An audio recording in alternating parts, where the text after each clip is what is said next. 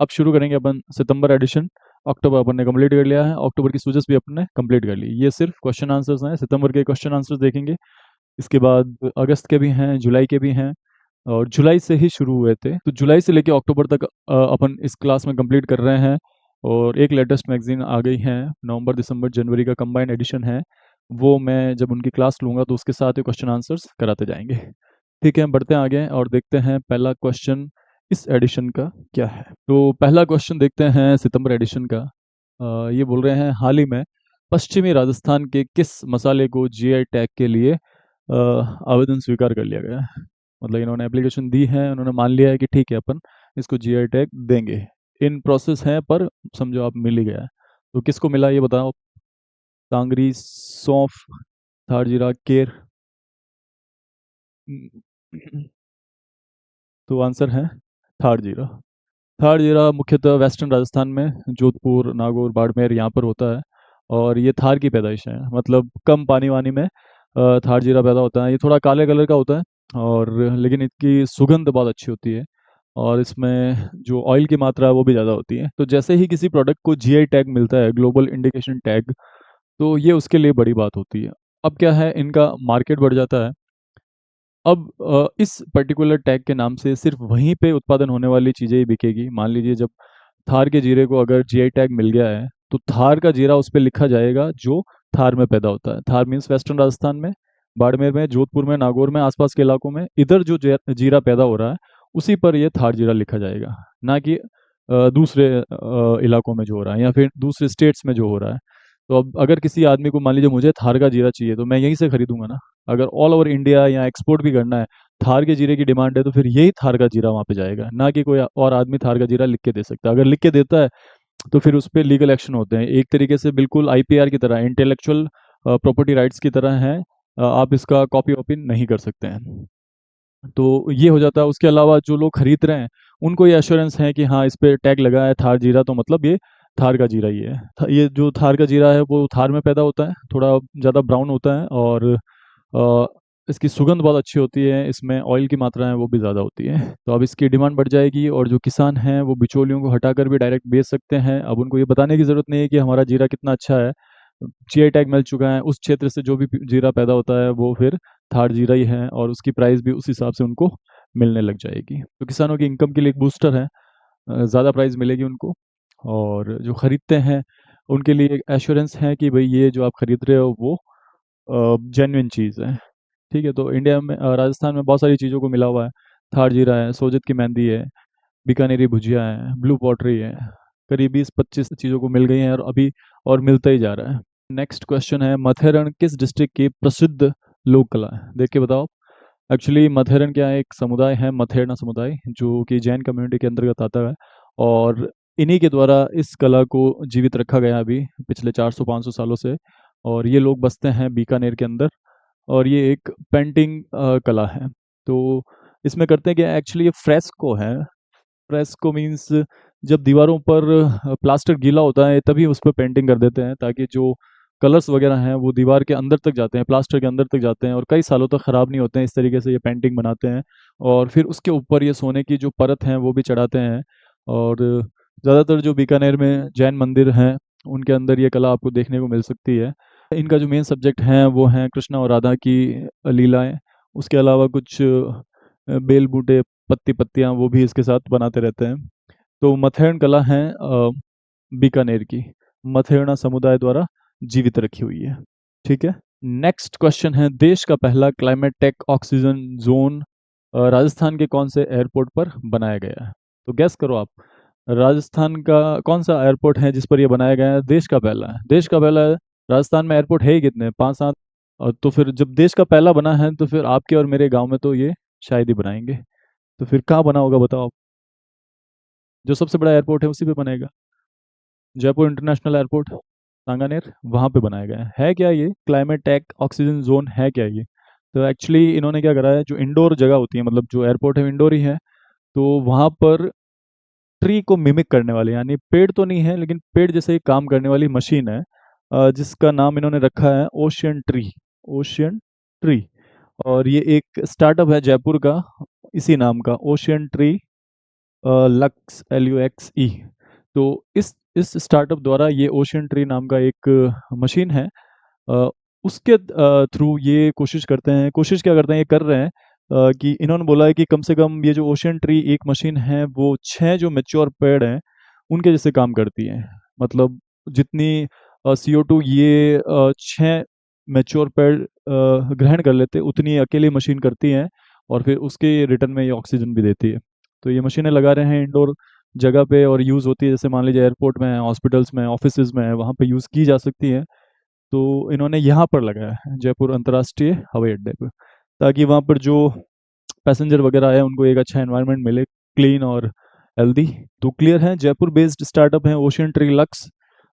उस कंपनी के द्वारा ओशियन ट्री नाम की एक मशीन है जो कि पेड़ को मिमिक करती है, उनकी नकल करती है, और जो कार्बन डाइऑक्साइड है उसको लेती हैं और फ्रेश ऑक्सीजन देती हैं। एक मशीन कम से कम 6 मेच्योर ट्रीज के बराबर काम करती है। आगे बढ़ें और देखें क्वेश्चन नंबर 4। शारबाग किस शहर में स्थित है? बताओ आप, शारबाग किस शहर में स्थित है? पहले तो ये फोटो देख लो, ये उसी की है। ये है एक शारबाग। ये है क्या?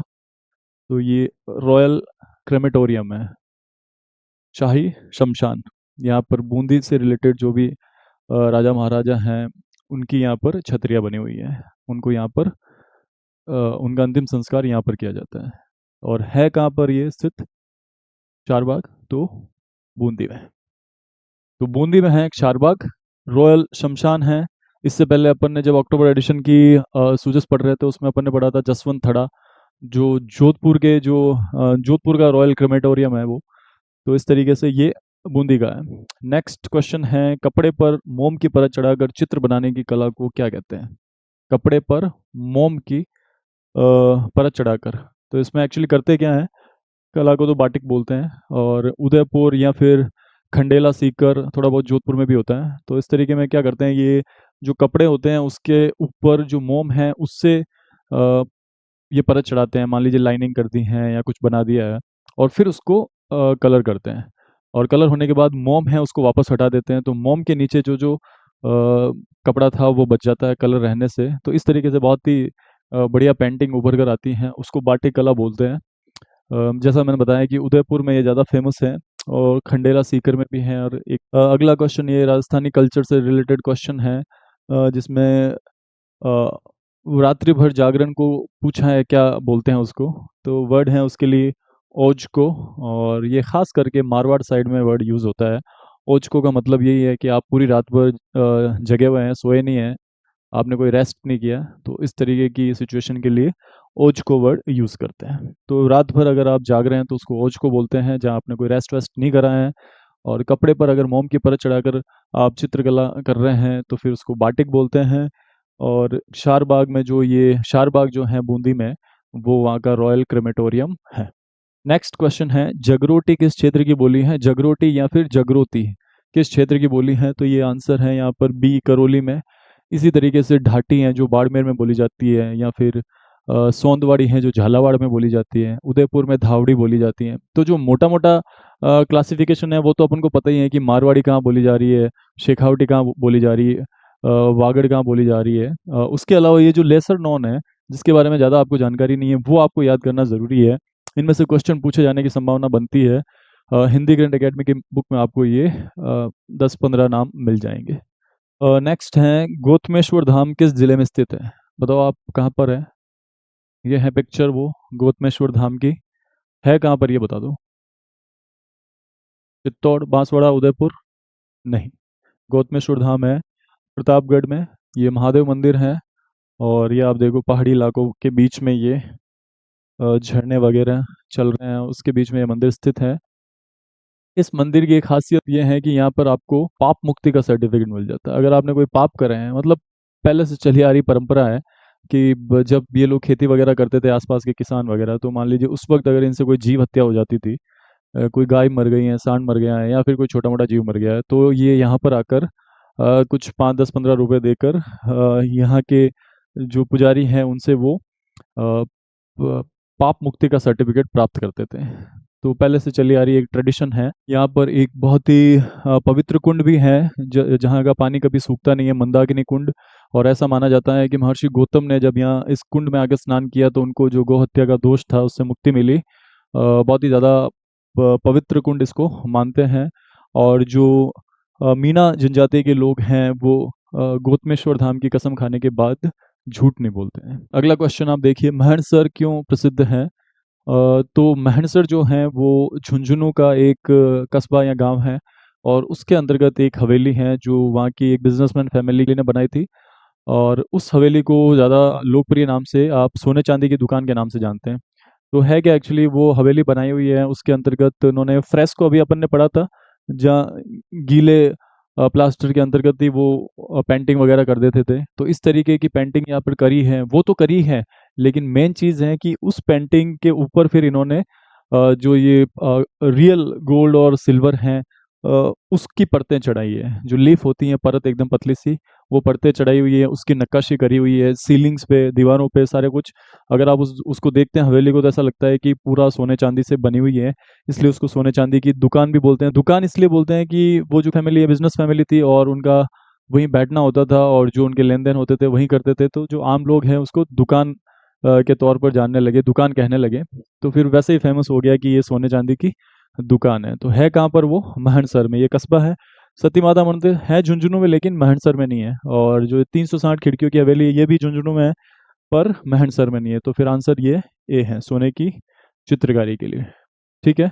और नेक्स्ट क्वेश्चन है अपना, राजस्थान में मरु विकास कार्यक्रम कौन से सन को प्रारंभ हुआ है? तो ये जो डेजर्ट डेवलपमेंट प्रोग्राम है इसको आप इससे कंफ्यूज नहीं करें, डीपीएपी से। ड्रॉट प्रोन एरिया प्रोग्राम, सूखा संभावित क्षेत्र कार्यक्रम, ये जो है 73 74 में स्टार्ट हुआ था। और राजस्थान के उन 11 जिलों में स्टार्ट करा था जहाँ सूखा पड़ने की संभावना ज़्यादा थी। और ये जो दूसरा प्रोग्राम है डीडीपी, डेजर्ट डेवलपमेंट प्रोग्राम, ये राजस्थान के उन 16 जिलों में है जो रेगिस्तान के अंतर्गत पड़ते हैं। ज़्यादातर वेस्टर्न राजस्थान के जो डेजर्ट वाले डिस्ट्रिक्ट हैं जैसे बीकानेर, बाड़मेर, जैसलमेर, जोधपुर, चूरू, सीकर, झुंझुनू, नागौर एटसेट्रा। तो वैसे 16 डिस्ट्रिक्ट में ये प्रारंभ किया गया था। सेंट्रल गवर्नमेंट की स्कीम थी जिसमें जो बजट देने का रेशियो था वो 75-25 था। 75 सेंट्रल गवर्नमेंट वहन करती थी, 25 प्रतिशत राज्य सरकार से लेती थी। अगला क्वेश्चन अपन देखते हैं, अजय राज चौहान हैं, उन्होंने किस मंदिर के लिए स्वर्ण कलश प्रदान किया? देख के बताओ आप किसके लिए दिया। जो अजयराज चौहान है वो खुद शिव थे। शिव मीन्स शिव की भक्ति करते थे। अब बताओ आप कौन से मंदिर में दिया होगा? तो क्योंकि उस वक्त बहुत ज़्यादा संकीर्ण मानसिकता नहीं थी और जो राजा महाराजा होते थे वो रिलीजियस टॉलरेंस ज़्यादा रखते थे, धार्मिक सहिष्णुता। तो उससे कोई फर्क नहीं पड़ता है कि वो कौन से धर्म को मानते हैं और वो कौन से मंदिरों को दान देते हैं। 23वें तीर्थंकर हैं जैन धर्म के पार्श्वनाथ, उनका जो मंदिर पुष्कर में स्थित है उसके लिए अजय राज चौहान जिन्होंने अजमेर की स्थापना की थी उन्होंने यहाँ पर स्वर्ण कलश प्रदान किया था। अगला क्वेश्चन देखते हैं अपन, नरपति नाले किस चौहान शासक के दरबारी विद्वान थे? तो अगर आपको नरपति नाले की एक रचना पता है तो आप वैसे ही गैस कर सकते हो, पता है क्या? बताओ बताओ। नहीं पता है तो फिर मैं तो बता ही रहा हूँ। तो एक्चुअली नरपति नाले की एक रचना थी बीसल देव रासो। फेमस रचना है बीसल देव रासो। बीसल देव रासो में नरपति नाले ने बीसल देव और उनकी रानी राजमती के बारे में, जो कि मालवा के राजा भोज की बेटी थी, उनकी प्रेम कहानी है, उनका विरह जो सेपरेशन हुआ था उसके बारे में इसमें डिटेल से दे रखा है। और उसके साथ जो उस वक्त अजमेर की सांस्कृतिक गतिविधियां वगैरह हैं उनकी भी जानकारी इसमें मिलती है। तो बीसल देव रासो, एक्चुअली बीसल देव जो नाम है वो विग्रहराज चतुर्थ का ही दूसरा नाम है। तो विग्रहराज जो फोर्थ हैं उसका सेकंड नाम है बीसल देव। अब तो आपको पता चल गया कि नरपति नाले फिर किसका दरबारी विद्वान रहा होगा, विग्रहराज चतुर्थ का था। विग्रहराज चतुर्थ खुद एक विद्वान थे। इन्होंने एक नाटक लिखा था हरकेली, और उसकी कुछ लाइंस अभी भी जो अजमेर में 2.5 दिन का झोपड़ा है उस पर अंकित हैं। तो कंफ्यूजन होना नहीं चाहिए, विग्रहराज चतुर्थ का नाम बीसल देव है। और नरपति नाले ने एक रचना लिखी थी बीसल देव रासो जिसमें बीसल देव और उनकी रानी के बारे में है। नेक्स्ट क्वेश्चन है, पैछड़ नृत्य किस क्षेत्र से संबंधित है? तो ये मुख्यतः पुरुषों द्वारा किया जाने वाला नृत्य है। इसमें क्या करते हैं वो लोग, पाँव में घुंघरू बांधते हैं और अपने ट्रेडिशनल कपड़े पहनते हैं, धोती कुर्ता, और उसके बाद हाथों में डंडे लेते हैं और घूम घूम कर डांस करते हैं घेरा बनाकर। तो राजस्थान के जो ज़्यादातर डांस है जिनको पुरुष करते हैं वो इस तरीके से ही करते हैं। धोती कुर्ता पहना है और कभी कभार पाँव में घुंघरू वगैरह थोड़े बहुत बांध लिए हैं, और फिर हाथों में डंडे लेकर वही, अगर गैर है तो भी इस तरीके से कर रहे हैं, और अगर ढोल नृत्य है तो भी वो इस तरीके से कर रहे हैं।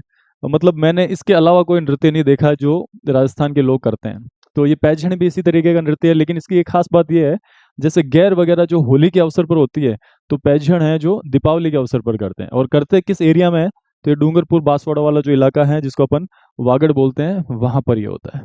आगे बढ़ते हैं और देखते हैं अगला क्या क्वेश्चन है। वरिष्ठ नागरिक तीर्थ यात्रा योजना पूछ रहे हैं ये। तो ये बोल रहे हैं बजट 2025-26 में कितने तीर्थ यात्रियों के लिए एसी ट्रेन यात्राओं का प्रावधान किया गया है। तो पहले तो ये 25-26 की घोषणा है। अभी एक बजट आ गया है जो कि 26-27 है, पिछले बजट की। पिछले बजट में ये घोषणा करी थी। और ये क्या, वरिष्ठ नागरिक तीर्थ यात्रा योजना राजस्थान गवर्नमेंट की एक स्कीम है जिसके अंतर्गत ये बोलते हैं जिन्होंने अपनी 60 प्लस कर लिया है एज, जो सीनियर सिटीजन्स हैं, उनको हम उनके जीवन काल में एक बार धार्मिक यात्रा कराएंगे। तो वो जो इंडिया में जो भी अपने खास स्थल हैं, जैसे मान लीजिए रामेश्वरम है, द्वारकाधीश है, वैष्णो देवी है, या फिर हरिद्वार है, वाराणसी है, तो इस तरीके से विभिन्न जगह पर आपको तीर्थ यात्रा ये करवाएंगे। और एक है जो अब्रॉड है, विदेश में है, वो है पशुपतिनाथ नेपाल में। तो वहाँ पर आपको प्लेन से लेके जाएंगे। तो इन्होंने बजट में घोषणा करी थी कि हम 56,000 लोगों को तीर्थ यात्रा करवाएंगे। उसमें से 50,000 लोग तो जाएंगे एसी ट्रेन में, और 6,000 जो लोग बचे हैं वो पशुपतिनाथ जाएंगे, वो बाई प्लेन जाएंगे। ठीक है। नेक्स्ट क्वेश्चन है, राजस्थान में बर्तन बैंक योजना का प्रथम स्टील बर्तन बैंक किस जिले में स्थापित किया गया है। तो है क्या बर्तन बैंक योजना, तो ये अभी पहले चरण में लगभग 1,000 पंचायतों को इन्होंने चूज करा है, जहाँ पर ये चाह रहे हैं कि जो डिस्पोजल बर्तन है उसकी जगह ये स्टील वाले बर्तन यूज करना शुरू कर दें, ताकि गंदगी वगैरह नहीं फैले। जो ये फालतू का कचरा वचरा होता है जो डिस्पोजल यूज करने से, उसकी जगह आप इन स्टील बर्तन को पंचायतों से ले लो। ये पंचायत में बने होते हैं, और वहाँ जाकर आप हल्की फुल्की कोई रसीद है तो कटवा कर वहाँ से ये बर्तन ले सकते हैं। एक पंचायत में करीब अभी 900 से लेके 1,000 ये सेट दे रहे हैं वहाँ पर, स्टील सेट। और अब क्वेश्चन पे आते हैं कि इन्होंने ये जो फर्स्ट वाला है ये कहाँ पर स्थापित करा है। तो ये पहला इन्होंने करा है कोटा में। आगे बढ़ते हैं और देखते हैं प्रसाद योजना के अंतर्गत कोटा जिले में किस तीर्थ स्थल का विकास कार्य शामिल है। तो पहले आंसर देखने से पहले तो ये देखेंगे, ये है प्रसाद 2013-14 की स्कीम है। जब सेंटर में पहली बार बीजेपी गवर्नमेंट आई थी तब उन्होंने ये स्कीम लॉन्च करी थी। प्रसाद योजना के अंतर्गत वो कर क्या रहे थे, तो जो भी तीर्थ स्थल हैं या हेरिटेज साइट्स हैं जिनका मान लीजिए उस वक्त ज़्यादा अच्छे से देखभाल अगर नहीं हो रही थी, तो ये इस स्कीम के अंतर्गत उनको शामिल करते हैं। और वहाँ पर मान लीजिए जो सीवेज फैसिलिटी हैं, टॉयलेट्स ठीक करना है, पार्किंग फैसिलिटी बढ़ानी है, या फिर जो बेसिक इंफ्रा है उसको ठीक करना है, ताकि जो तीर्थयात्री वहाँ पर जाएं उनको एक प्लीजेंट एक्सपीरियंस हो, वहाँ पर जाकर उनको फील गुड हो। और हाट बाज़ार वगैरह विकसित करना ताकि वहाँ के जो लोकल लोग हैं उनकी आमदनी में बढ़ोतरी हो सके, और वहाँ तक आने जाने की जो फैसिलिटी है उसको थोड़ा और बेटर करना है, बेसिक इंफ्रा को बढ़ाना है, और मंदिर के आसपास उस प्रांगण में फैसिलिटीज़ को बढ़ाना प्रसाद योजना का मुख्य उद्देश्य था। तो और फुल फॉर्म क्या है प्रसाद की, एक बात आप और भी ध्यान रखना कि ये पहले प्रसाद था और बाद में इसको प्रसाद कर दिया गया। इसमें इन्होंने एक एच और जोड़ा बाद में, पहले ये था। तो इन्होंने जो क्वेश्चन पूछा है पुराना पूछ लिया है, लेकिन एच भी आएगा इसमें। फुल फॉर्म क्या है इसकी मैं आपको लिख के बता देता हूँ। पिलग्रिमेज रिजुवेनेशन एंड स्पिरिचुअल, और क्योंकि पहले एच नहीं था अब इन्होंने एच जोड़ा, spiritual heritage augmentation drive. Pilgrimage rejuvenation and spiritual heritage augmentation drive, ये नाम था पहले। एच जो हेरिटेज है उसमें ऐड नहीं था, बाद में इन्होंने कर दिया है। तो अब आप प्रसाद को प्रसाद पढ़ेंगे SH करके। ठीक है। अब आप आंसर देखें क्या है। अगर आपको इन मंदिर के बारे में नहीं पता है कि भाई कौन सा कोटा का मंदिर शामिल करा है, तो अगर आपको दूसरे मंदिर के बारे में पता है कि वो कहाँ पर है, तो भी अपन क्वेश्चन का आंसर निकाल सकते हैं। जैसे देखिए, करणी माता मंदिर कहाँ पर है? देशनोक बीकानेर में, सबको पता है। श्रीनाथ जी का मंदिर कहाँ पर है? नाथद्वारा में। तो फिर बचता क्या है? भगवान देवनारायण मंदिर और सूर्य मंदिर बूढ़ादीप। तो भगवान देवनारायण का ऐसा कोई भी फेमस टेम्पल मेरे को नहीं पता है जो कोटा में है। जो इनके मुख्य मंदिर है, जैसे मान लो इनका जन्म स्थान है मालासेरी डूंगरी भीलवाड़ा में, या फिर इनका जो दूसरा मुख्य स्थल है वो देवमाली ब्यावर में है, एक और है देवधाम जोधपुरिया जो कि टोंक में है। तो फिर कोटा में मेरे को कोई खास मंदिर नहीं दिखता है। तो वैसे करके भी अपन इन तीनों को बाहर निकाल के इसको सही कर सकते थे। तो ये आंसर है सूर्य मंदिर बूढ़ादीप। बूढ़ादीप, बूढ़ादीप का मतलब है बूढ़ा आदित्य, आदित्य यानी सूर्य, यानी ढलता हुआ सूर्य। ये जो सूर्य मंदिर है बूढ़ादीप, ये करीब 900 ईस्वी के आसपास बना हुआ है, नागर शैली में बना हुआ है। और ये जो झालरापाटन के सूर्य मंदिर हैं उनसे भी पुराना है। तो ध्यान रखें, इसमें तो फिर शामिल करना ही था। ये इसकी फोटो देखो आप। नागर शैली क्या होती है, मंदिर देखते ही आपको पता चलेगा। पहले तो ये चबूतरे के ऊपर बने होते हैं, और फिर ये जो इनका शिखर होता है वो ऊपर से फिर बंद होता जाता है इस तरीके से। और बहुत ऊपर जाकर फिर यहाँ कलश होता है, उसके अंदर उसके ऊपर फिर एक झंडा लगा होता है। और बीच में ये गर्भगृह होता है जहाँ पर इनकी मुख्य मूर्ति है, वहाँ पर वो रखी हुई होती है। तो इस तरीके से नागर शैली में बना हुआ ये बहुत पुराना मंदिर है, 900 ईस्वी के आसपास। सूर्य मंदिर बूढ़ादीप। ठीक है। शाद योजना के अंतर्गत अभी हाल फिलहाल में इसको इंक्लूड करा है।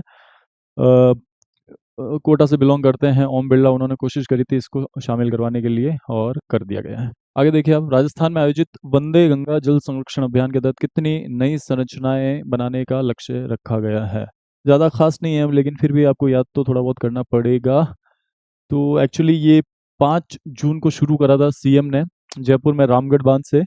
उनका उद्देश्य था कि जो मानसून सीजन आने वाला उससे पहले ही जो वाटर हार्वेस्टिंग की काम है वो उनको कंप्लीट कर लिए जाएं, ताकि जल का संरक्षण हो सके। तो रामगढ़ बांध से जयपुर में स्टार्ट करा, और इसके अंतर्गत 4 सालों में इन्होंने 45,000 ये स्ट्रक्चर्स बनाने का लक्ष्य रखा है। पहले साल में करीब 5,000 था। इन्होंने करा क्या, इस कार्यक्रम के अंतर्गत इन्होंने जोड़ा है कर्म भूमि से मातृभूमि को साथ में। कर्म भूमि से मातृभूमि अभियान क्या था, जिसमें ये जो अपने अपन ने पढ़ा था, नॉन रेजिडेंट राजस्थानी, जो राजस्थान के लोग हैं बाहर रहते हैं, उनको ये इनवाइट करते हैं कि भाई आप या तो किसी गांव को गोद ले लो, या फिर जो हमारे ये परंपरागत जल स्रोत हैं, खड़ीन हैं, टांके हैं, या जो बावड़ियां हैं, उनका थोड़ा जीर्णोद्धार करा दो, उनको थोड़ा ठीक करवा दो, ताकि मानसून से पहले उसमें जल संरक्षण हो सके। तो वो लोग भी हैं जो पहले भी अपन बात कर चुके हैं कि इमोशनल होते हैं अपनी मातृभूमि को लेकर, तो अपने गाँव को लेकर।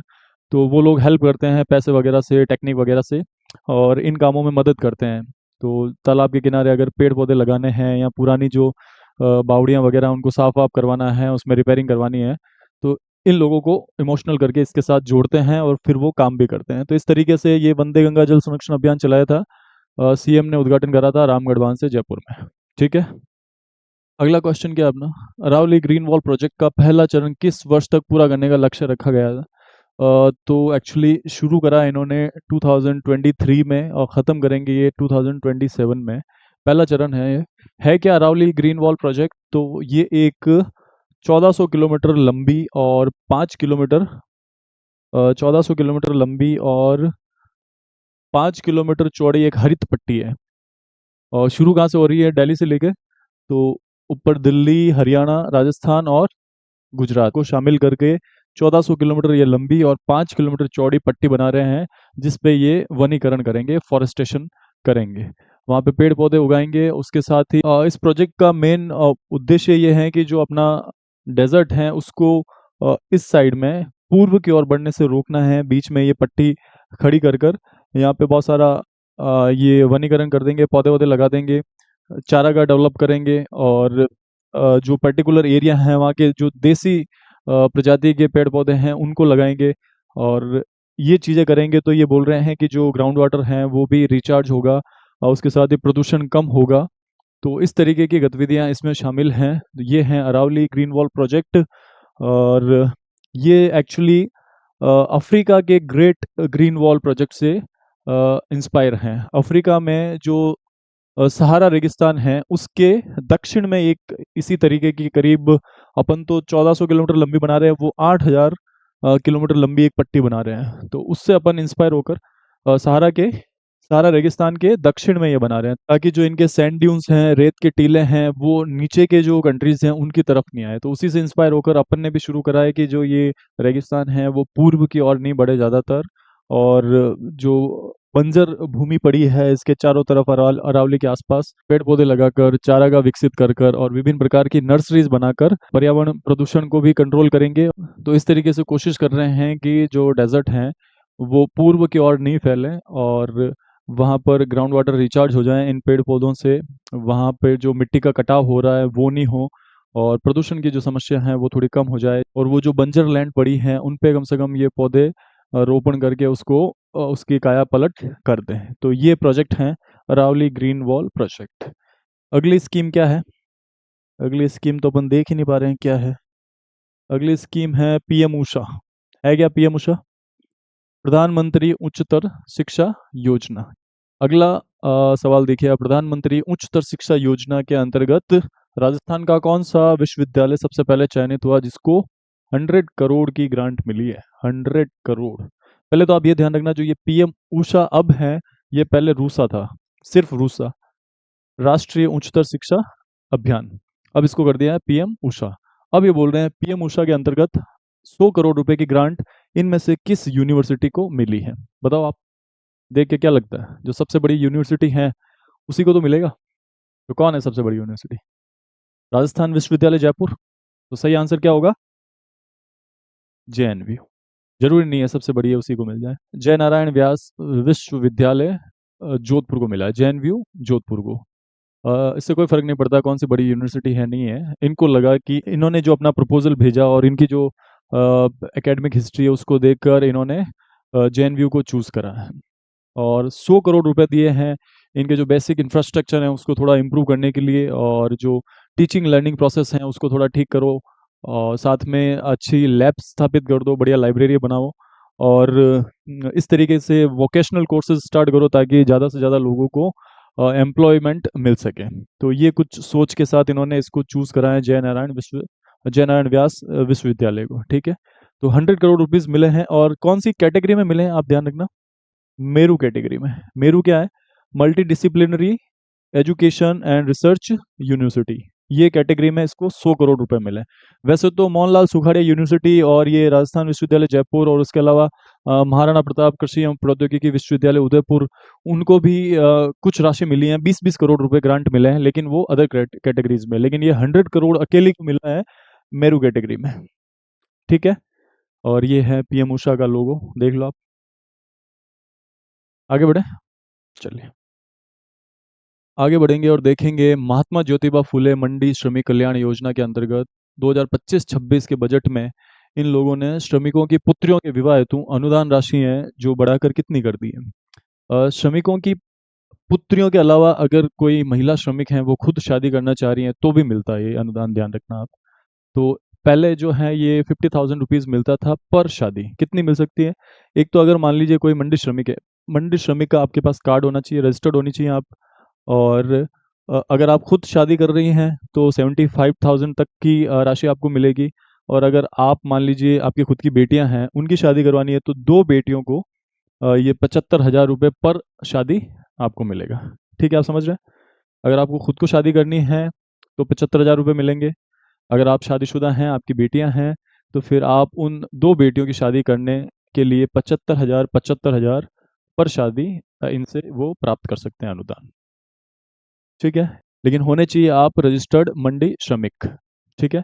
नेक्स्ट क्वेश्चन है, राजस्थान में वंदे गंगा जल संरक्षण अभियान के तहत 5 से 20 जून 2025 तक आयोजित कार्यक्रम में लगभग कितने करोड़ लोगों ने भाग लिया? कितने लोगों ने भाग लिया? अभी अपन ने इससे पहले देखा था जो 5 जून को सीएम ने उद्घाटन करा था रामगढ़ बांध से, जयपुर से, और 20 जून तक चला था, और उसमें ये कर्म भूमि से मातृभूमि अभियान के साथ जोड़कर वाटर कंजर्वेशन के काम करे थे वगैरह वगैरह। तो अब उसकी ये डिटेल बता रहे हैं कि उसमें कितने लोगों ने पार्टिसिपेट करा है। तो ये बोल रहे हैं कि 2.53 करोड़, 2.53 करोड़, 2 करोड़ 53 लाख लोगों ने इसमें पार्टिसिपेट करा। 2 करोड़ 53 लाख लोगों ने क्या करा? मान लीजिए वही जो जल संरचनाएं हैं उसमें थोड़ा ठीक करने में सहयोग किया है, श्रमदान किया है, या फिर जो सरकारी ऑफिसेज हैं, स्कूल्स हैं, बिल्डिंग्स हैं, उनको साफ सफाई करवाने में हेल्प करी है। तो इस तरीके से ये बोल रहे हैं कि इन्होंने 2 करोड़ और 53 लाख लोगों ने इसमें पार्टिसिपेट किया। ज़्यादा इंपॉर्टेंट क्वेश्चन ये नहीं है, लेकिन 20वां क्वेश्चन इंपॉर्टेंट था। ठीक है, अगला क्वेश्चन देखते हैं। राजस्थान पर्यटन इकाई नीति 2024 में चिन्हित स्थलों पर न्यूनतम कितने करोड़ रुपए का निवेश करने पर राजकीय भूमि आवंटित करने का प्रावधान है? नई पर्यटन निकाय नीति बनी है 2024। अब ये बोल रहे हैं कि मिनिमम कितने करोड़ रुपए का आप इन्वेस्ट करो कि आपको ये लैंड अलॉट कर देंगे, जो बहुत ही नॉमिनल प्राइस में होती है। तो एक्चुअली पहले जो ये प्रावधान था वो 100 करोड़ रुपए का था, लेकिन 100 करोड़ रुपए भी इन लोगों को लगा कि बहुत ज़्यादा है, ज़्यादातर लोग यहाँ पर ये इकाइयाँ स्थापित नहीं कर रहे थे पर्यटन के लिए। तो फिर अब गवर्नमेंट ने इसको चेंज करके 50 करोड़ रुपीज़ कर दिया। तो अगर अगर अब आप 50 करोड़ रुपए भी खर्च करते हैं ये इस नीति के अंतर्गत, और उन कुछ चिन्हित स्थलों पर जहाँ गवर्नमेंट ने नोटिफाई कर रखा है कि यहाँ करोगे, तो 50 करोड़ रुपए खर्च भी करते हो तो भी आपको ज़मीन अलॉट कर देंगे हम। ठीक है, आगे बढ़े। क्वेश्चन सही से फॉर्मेट नहीं है, ये क्या समझाना चाह रहा है मैं आपको बताता हूँ। पहले तो आप ये जानिए, ये है राजस्थान एमएसएमई नीति 2024। एमएसएमई का मतलब क्या होता है? Micro small medium enterprise. जो छोटे उपक्रम होते हैं वो एमएसएमई होते हैं। ये नीति है 2024, 8 दिसंबर 2024 को ये शुरू हुई है, और ये प्रभावी रहेगी 31 मार्च 2029 तक। 31 मार्च 2029 तक प्रभावी रहेगी। 8 दिसंबर 2024 को शुरू हुई है। ये तो है एमएसएमई नीति 2024। एमएसएमई नीति 2024 में एक प्रोविजन ऐसा है कि ये एमएसएमईज को बोल रहे हैं कि अगर आप स्टॉक एक्सचेंज का यूज कर कर लोगों से पैसे इकट्ठे करते हो, इक्विटी जिसको बोलते हैं, जैसे मान लीजिए आम, मैं आपको थोड़ा इजी लैंग्वेज में समझाना चाहूँ तो ये है कि जैसे टाटा है, रिलायंस है, या और भी कई सारी कंपनीज है, वो अपने शेयर जारी करती हैं। तो आप शेयर खरीदते हैं, उनके बदले में उनको पैसे देते हैं। तो ये बोलते हैं कि एमएसएमईज को आप भी आगे आओ और इस तरीके से अपने शेयर इशू इशू करो। तो अगर आपने शेयर इशू करे हैं, लोगों ने खरीदे हैं, आपके पास पैसे आए हैं, इस तरीके की गतिविधि अगर आपने करी है, तो फिर हम आपको 15 लाख रुपए अपनी तरफ से भी देंगे। आई होप आप समझ गए हैं कि ये क्वेश्चन क्या कहना चाह रहा था। तो इस नीति के तहत अधिकतम ये 15 लाख रुपए एमएसएमई को देंगे, अगर स्टॉक एक्सचेंज से पैसे जुटाते हैं तो। ये यहाँ पे देखो स्टॉक आ जाएगा। स्टॉक एक्सचेंज कौन कौन से स्टॉक एक्सचेंज है? जैसे बॉम्बे स्टॉक एक्सचेंज बीएससी, या नेशनल स्टॉक एक्सचेंज एनएससी, और एक और नया है अभी मेट्रोपॉलिटन स्टॉक एक्सचेंज एमएससी। तो अगर इन दोनों तीनों स्टॉक एक्सचेंज का यूज़ कर कर आप इक्विटी इकट्ठी करते हैं, पैसे इकट्ठे करते हैं, तो फिर आपको 15 लाख रुपए तक की सहायता राशि दी जाएगी। ठीक है, अगले क्वेश्चन की ओर बढ़ते हैं। आगे बढ़ेंगे और देखेंगे घोटिया अम्बा मेला जो है राजस्थान के किस ज़िले से संबंधित है। कन्फ्यूज़न होना नहीं चाहिए, अगर इसके ऑप्शन में अगर कहीं भी डूंगरपुर होता तो 5% चांस था कि अपन कंफ्यूज कर जाएं, लेकिन है ही नहीं, सीधा बांसवाड़ा है। तो घोटिया अम्बा मेला बांसवाड़ा में भरता है, और ये भीलों का एक मुख्य आयोजन है। जो कन्फ्यूज़न की मैं बात कर रहा हूँ वो है बेणेश्वर धाम पर जो मेला बढ़ता है। तो सोम, माही और जाखम तीनों नदियों के संगम पर बेणेश्वर में जो मेला बढ़ता है उसको आदिवासियों का कुंभ भी बोलते हैं, और वो फिर डूंगरपुर में है। ठीक है, तो इस तरीके से आज की क्लास के लिए अपना डोज इतना बहुत है।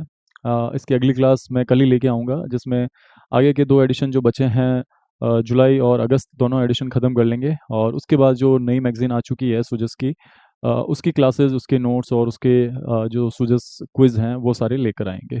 तो आप लोगों को घबराना नहीं है दोस्तों, बिल्कुल। और अगर इनमें ऐसा कोई क्वेश्चन आपको दिखें कि आपको लगता है कि भाई ये अपने सिलेबस में था और अपने पास जो नोट्स हैं, अपने पास जो बुक्स हैं, उनमें वो अवेलेबल नहीं है, तो आप लोगों को अलग से किताबें अब उठाकर उनके पीछे नहीं पड़ जाना है। अगर जितनी ज़रूरत है वो चीज़ें मैं कर रहा हूँ खुद, मैं खुद आपके लिए ले आऊँगा, और आप यकीन मानिए कि जो अपन यहाँ पे कर रहे हैं वो मोर देन इनफ है। आप उनके पीछे मत भागो। जब मैं यूपीएससी आरपीएससी की तैयारी कर रहा था तो मेरे पे भी ये कीड़ा सवार था परफेक्शनिस्ट का। तो उस वक्त क्या होते थे, जो भी टॉपर्स होते थे वो यही बोलते थे आपको कि द हिंदू पढ़ लो, वो पढ़ लो, और उनके जो एडिटोरियल्स आते थे उनसे क्वेश्चन भी बनते थे।